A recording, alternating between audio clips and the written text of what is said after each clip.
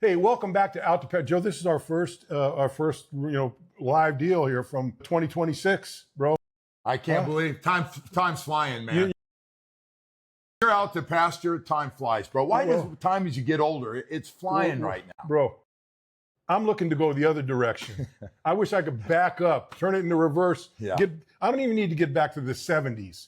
Just give me 3 years that backwards, you know? Have a little those 80s again. A lot of difference. And you know what? It's funny. I turned 71 last year. And from 70 to 71, load up, Joe, because it's fucking, I feel like I dropped off a fucking waterfall. I saw with all the boys this past season. Yeah. We get off those buses on a Saturday night with a bunch of great people. And it looked like Century Village, man. It looked like a group of getting off that bus at Century Village. Hey, Joe, so it was a really good year last year, but we're going to make a better year this year for Out to Pasture. And thank you guys for all staying with us. We got to thank our good friends at Edmore Sawgrass Auto Mall, Chevy, GM, Buick, Cadillac, whatever you want. And they got a ton of cars on the lot just waiting to be picked up. And they always give you a good deal.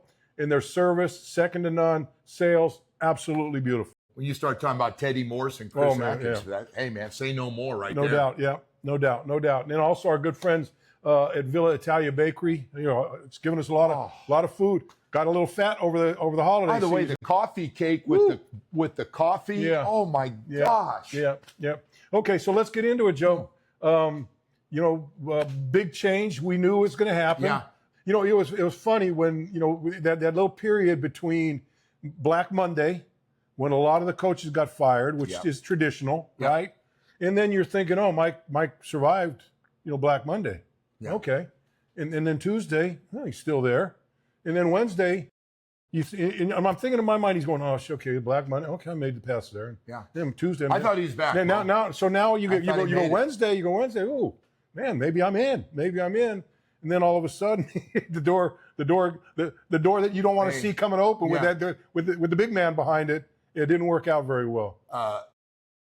We were shocked. Yeah. He was shocked when he walked in, thinking, what's this about? Yeah. And all of a sudden, a little change in game plan. Yeah. And I got to tell you, look, we've been around this game a long, long time. You'd never like to see anybody cut, fired, or whatever. I mean, it's not, because you know how much work everybody, look, no matter what you think about Mike, he put a lot of work into it, put a lot of effort into it, ground his family into it, and all those things come into a factor. And so you hate to see it, but I thought it was a time I thought they made the right decision. I like the order they did it, though. Yeah. It started with the GM, then the head coach, and we'll get into all that stuff about the Green Bay Packer combo coming down here. But, yeah, I mean, you're right. Mike did some good things. By the way, Mike's name is super hot right now. He's got an offensive coordinator job with the Chargers, and he's got some interviews now for head coaching jobs still. How would it be? Buffalo, he's going to Buffalo. Going to Buffalo. And by the time this goes on, it'll probably be done. What a strange thing in Buffalo. Yeah. Huh? Well, didn't see that one coming. Win 12 games and a playoff game. Yeah. And you're out. Yeah, that was on a crazy, controversial play late in the game. Yeah. And that's a 50-50. Half the guys think it was right. Right. We can't figure that one out. It's a cruel world in the NFL. Oh, listen. Hey, when the winner comes in, it's a cruel world in the NFL. Hey, Bo, that NFL is not just National Football League. It's not for long. You're damn right. You don't win enough games. Right. So here we are, and so now we as the Dolphin fans, and you talk to them every day on the radio, and so here we are. We turn the page, and before we get into Jon-Eric Sullivan, Jeff Hafley on this thing, I think the fans, whether they like it or don't like it, I think they're glad that it's a breath of life right now for them, a new breath of life, right? Oh, we needed new blood in there, new eyeballs, and with these guys, just so you know, speaking of cold business, a lot of other guys can lose their jobs. Yeah, people in the front office are going to be gone. The scouting department may not be around. Some of the guys may not make the cut. There's going to be a lot of new coaches. Yeah. Matter of fact, as you just said, Jeff Hafley's already started his interview process. Wants before Sunday to have all three coordinator jobs taken care of. Yeah. And look, there's a lot of these guys know they're not going to be there. And look, look for me, there's guys I like personally, and there's guys I like professionally. I tell you, if I have one guy I want to be back on that coaching staff, is the offensive line coach, right? Butch Berry. I've watched Butch Berry since he's been here take guys that could barely get on the field and turn them into functioning players. He had a good offensive line. Kind of lost this year. Fundamentally sound. They're technically sound. And look, you get some guys in there that maybe have a little more ability than what we've had. But I tell you, he's one of the guys, Joe. I would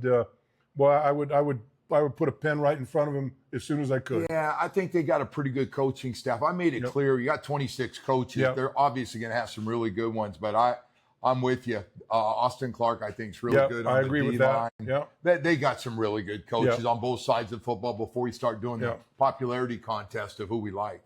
So let's talk about it a little bit. So your thoughts on, I guess now you got the GM, now you got the head coach. They both come from Green Bay. Yeah. So as a package of those two guys before you go individually, what do you like best about it? Okay, first of all, I like the fact that the GM and head coach are going to be on the same page. They're going to do it the Green Bay Packer way. Yeah. And I like the Green Bay Packer way because it's about the draft. And they've had some great drafts. And so I like that. You could tell the chemistry being at the press conference. Yeah. It's their story. They're going to work together. Matter of fact, they mentioned, I didn't say it, I've said on the radio, backstabbing, none of that stuff can't work. You got to have part of the culture and chemistry starts with the head coach and GM before you start worrying about players. So I like it. And they got a game plan. And Bo, they know just how screwed up things are. Yeah. They are walking in to a mess, starting with the cap. On extensions, and I promised today I was not going to do it anymore. Bad contract. You talk about Tua's contract. Is that what you're saying? Number one, but there were some other ones that were two. But like Tyreek. You're on to But we got a couple that they're probably going to have to throw down. I hope James Daniels comes back. Right, 3 plays. Let's have him back. I've never seen him, so anyway. No. Yeah, they know all that. Yeah, no, I get that. I'm just kind of sticking a stab in there, So here's what I like from a different viewpoint. First of all, I like that they were in the NFC Central for a long time, right? You got the Bears. Oh no, you got the Vikings. And toughness, you got them. You got Detroit. It's always been the black and blue division for a reason. And when you listen to both of these guys, they talk about toughness, right? They did. And I remember when the first time Sullivan was talking, he talked about I believe you build the team from the line of scrimmage out, inside out, yeah. Which I love. The other thing I like about it is they play in a division where you've got to be good in the cold.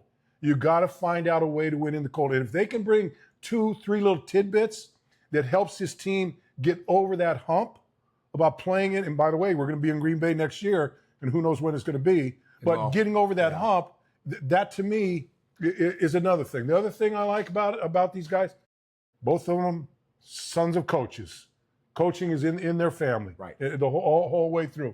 So I think some of those things to me are important factors for getting the personality, but just where they're coming from and what they can make with this football team. Bo, they're aware of the history here. And we have not been very good in cold weather. Part of it may be the fact that we're not used to playing in cold weather. The other part is we just need a better roster. Yeah. We need better players, and that's the focus. The draft, and trying to figure this thing out. I don't believe there's going to be a lot of money for free agency for a second straight year.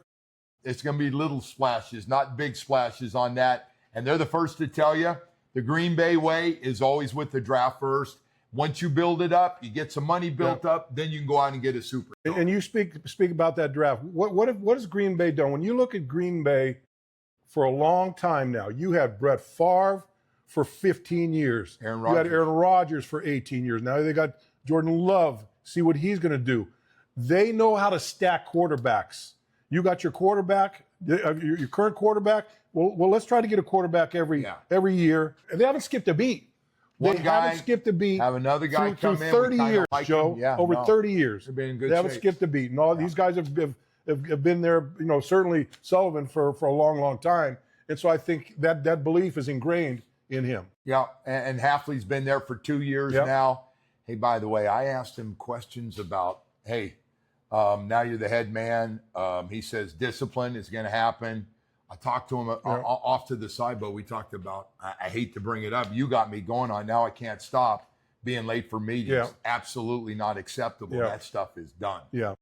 Well, look, you got to have that foundation. And I think these guys are, they're both young guys, but I think from a coaching and GM standpoint, they're old school, right? No, a little more old school. And when you look at the teams this year, Joe, that have been through it's still, well, there's 4 teams still playing now. Yeah. But even when you look back to the beginning from the wild card round, how many of those guys have tough guy coaches? I mean, you look at almost every team, and they had the guys that coach hard. And look, you look at Shanahan out in San Francisco. He coaches hard, but he has a way where their guys know what it's all about, and he's got that ability to kind of mix it in and out. You know what I mean? Yeah. Because he's a young new school guy, but he's still got that tough thing and a discipline that you need to have in the football game. I want to say this about Jeff Hafley because we got in this discussion as well. And he said, listen, man, I'm going to coach him hard. My big thing is development of players. He's had a lot of his veteran guys go, hey, thank you. I lost my confidence. Wasn't the same player. You put me in situations and you believed in me, and they started playing better. He gets it, but he said at the same time, man, you gotta love football. They talked about love football, want to be there, want to learn, want to get better. It's your job. We call 9 o'clock meeting. We're there at 9 o'clock. We're ready to go. Yeah. And they're on the same page. You won't have to worry. One guy's going to be saying the same thing. Head coach can say the same thing as a GM, GM and thing. I think it's exactly what we needed. I think you're going to clean it out, Bo. I think we're going to find out. There are going to be a lot of names get cleaned out. We've already had some guys that quietly nobody's talked about that are no longer there. Yeah. And then I don't know how they do on scouts. We need some of those scouts because you got the Senior Bowl getting ready to start. That's got to go quick. That's right around the corner. But they better be doing it his way. Yeah. But so that's the thing is I think the timing was good because you need to get, especially with the general manager first, he needs to get that scouting because that once that Senior Bowl starts, it's personnel. You go to the combine, all those things, pro days, or all that. So I think that's a good situation too.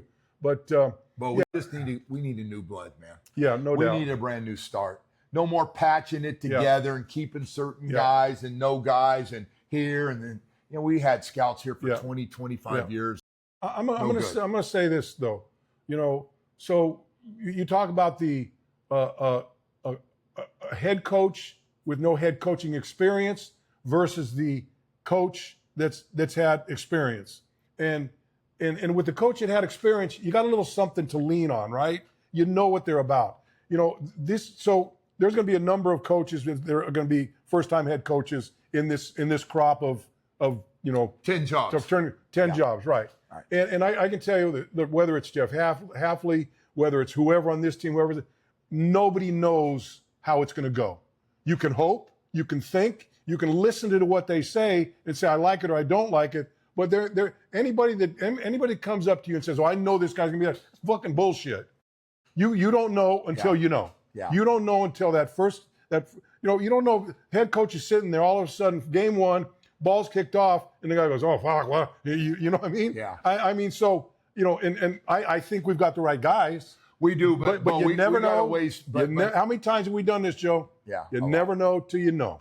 Well, my other part is we got a mess to clean up. And at the end of the day, and I know everybody's fired up about Jeff Hafley on my show today, but Bo, they got to they don't want to come out and say it, but we're a cap mess right now. That's part of this thing. We got to clean out some stuff that we did on extensions from a few years ago and then let them work. But that doesn't mean they can't get a bunch of good, young, talented guys and develop this class from year 1 to year 2 that we just went through. Tua. Gone. Of course. So why would you want him around? I wouldn't. I don't know if the parameters of the contract. It would be dope to go somewhere else. He should go. Well, you know what? Dope. Don't say something. No, you don't say something you're going to regret. But he said he'd like to go somewhere else, and he probably needs a fresh start. Well, he does. Anyway, I'm not going to go that way. I'm not going to. You're getting ready to say something kind I'm going to say he's a dope anyway. So, okay. Right? You're going to miss those press conferences. I know that. The foot in the mouth press conferences, Show me the mind. Anyway, but that's a big linchpin right here. So what do you do? I mean, I don't want him competing for a starting job. I've seen it. No. Is it a situation with the burden of that contract so much that you have to keep him around or not? But I'm with you. I don't want to see him in the building. I don't want to see him around. If he does, it's fine. But I'm not. It's not my deal to say. But yeah, I think he's got to be gone. I think because I would hate to have him be in that quarterback room with whoever they get. And there may be 4 or 5 guys in that quarterback room when you roll out in training I think camp, I draft one. and have him kind of be the virus in the room. You know what I mean? Am I being a little too dramatic? No. Am I being a little stupid about that? No. Because there's a chance if you did that, Tua would have some really good days at training camp, and you're going, oh man, maybe he's but once the whistle blows, it's back to drinking that Kool-Aid. No, that's done. That's passed. No. Yeah, I'm with you on that. I understand and the salary is just going to look at you every day he's there. You're going to see a franchise amount of money getting paid to that guy, like a franchise quarterback. Yeah. He needs a fresh start somewhere else, even if we have to eat most of it. Yeah. So Joe, let's shift a little bit here to because you went to the national championship game. I did. Indiana, University of Miami, and you know what's funny about that game? The first half you're going okay, and then all of a sudden the second half comes, and it becomes a track meet, right? Well, I'll tell you what, I don't know what was said by University of Miami, but they came out in the second half. They got the offense going. The defense is lights out. And then the one big mistake. The block punt. The block on that punt. And there's nothing. This defense is going 3 and out. They give a penalty. They go, what about the penalty? 3 and out again. They're getting sacks. Mesidor and Bain played out of their friggin' mind. They couldn't block them. And the only thing is the block. By the way, lands halfway in the end zone. Guy falls on it.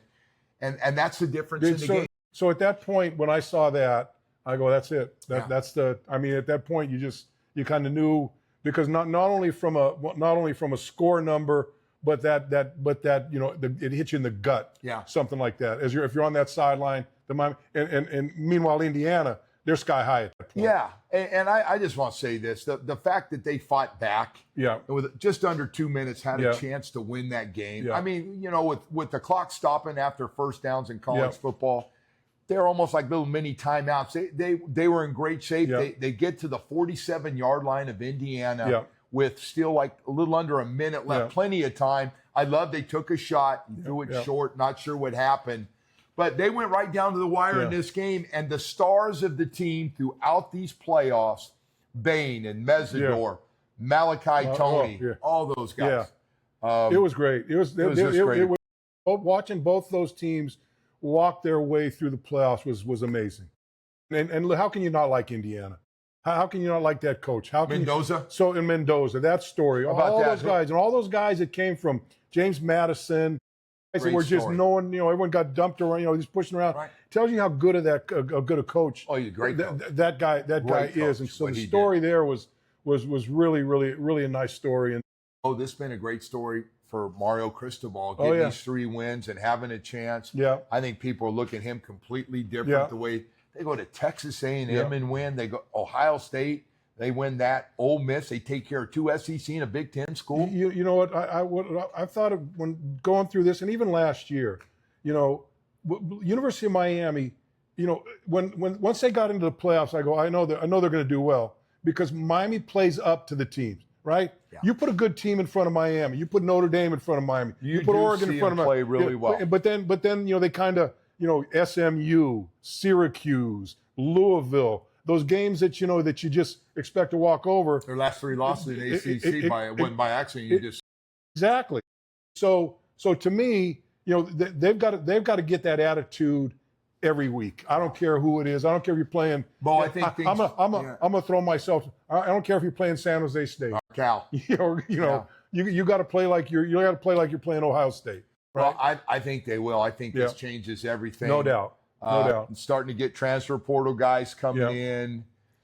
He's got a good game plan. They got to wait now on this quarterback from Duke to see what's going to happen. There was a point in the game, I'm watching it, and Mario's standing out in the field while these guys, and I could see the gears in his brain working. Okay, this is what if we want to be here, we need to do this.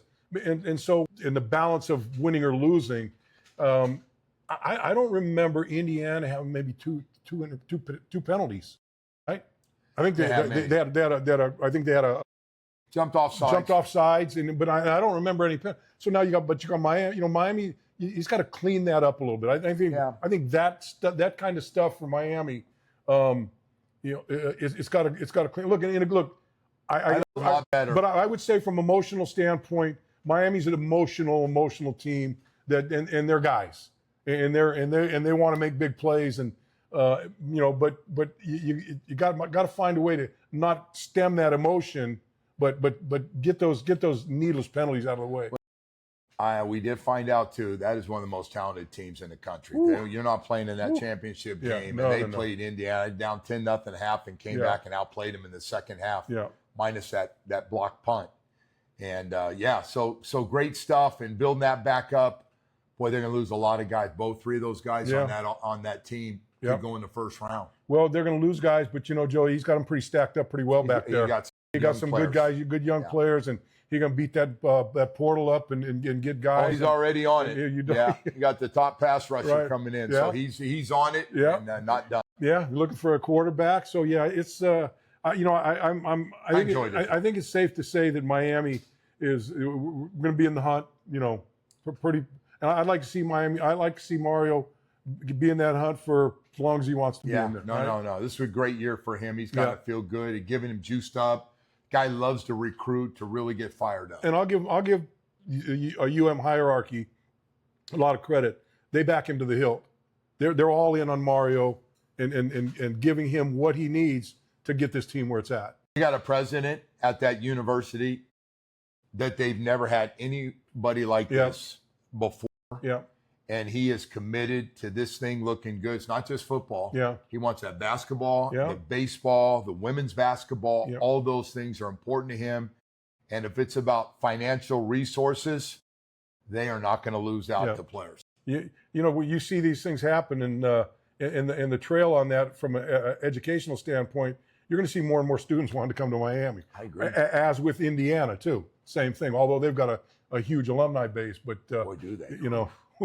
A lot of people at Hard Rock Stadium, man. All right, Joe, that's going to do it for us today. And look again, Ed Morris, Sawgrass Auto Mall. Guy's been great for us, and Bobby at Villa Italia Bakery. Remember, go to villaitaliabakery.com and put in the code BOJO, and you get 20% off of anything out there. Joe, he sent me a bunch of stuff, and I tell you what, I got to show you.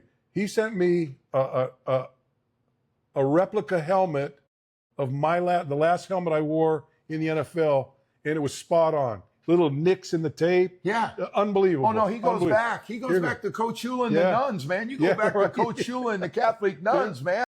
Yeah. So we can't, and again, I keep, I want to thank both of our sponsors, certainly Ed Morris, Sawgrass Auto Mall, Villa Italia Bakery. You guys have been great for us, and hopefully we're doing a good job for you guys. And hopefully we're doing a good job for all of our listeners and all our followers there. Go ahead and stay with us, and we'll catch you the next time.